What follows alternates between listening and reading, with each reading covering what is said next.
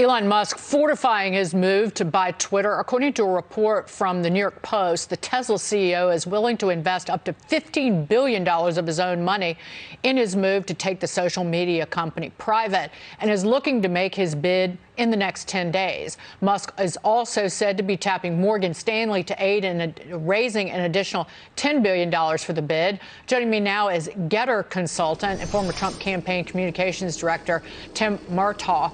The left-wing reaction to Musk trying to take Twitter private has been comical, to say the least, Tim. It has been comical, and it's really funny. Every time conservatives would complain about the censorship on Twitter, which Elon Musk rightly identifies as the biggest problem with Twitter and the other Silicon Valley tech giants, every time we identified censorship as the problem, all we would hear would be, oh, go get your own platform. So Jason Miller launched Getter, and what was the reaction from the left on social media? They mocked it and said, oh, you guys have a good time over there. And now Elon Musk says, you know what, I think I want to buy Twitter. And all that the left can do is say, no, you can't do that.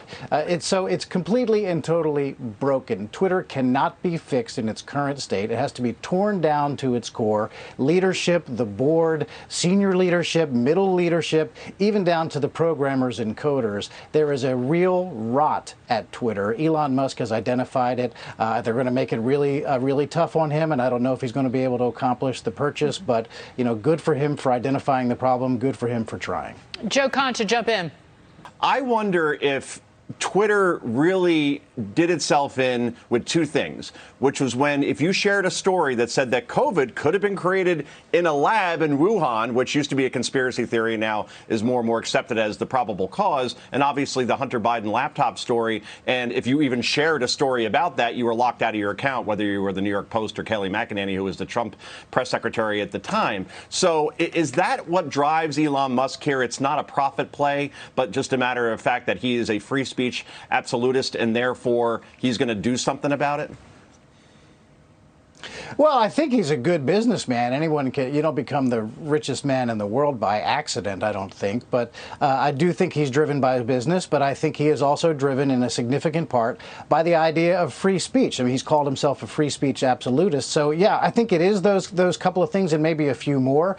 And I think what I've read is what triggered Elon Musk is the suspension of the Babylon Bee from Twitter, which is a satirical website. Right. And they get suspended all the time. Heck, the fact checkers fact check the Babylon Bee, and it just shows you that the left can't meme, the left doesn't have a sense of humor, and the left really truly believes that free speech is a threat to Western civilization and democracy itself, which is a joke. Free speech is a crucial ingredient in democracy, and the left views it exactly backwards.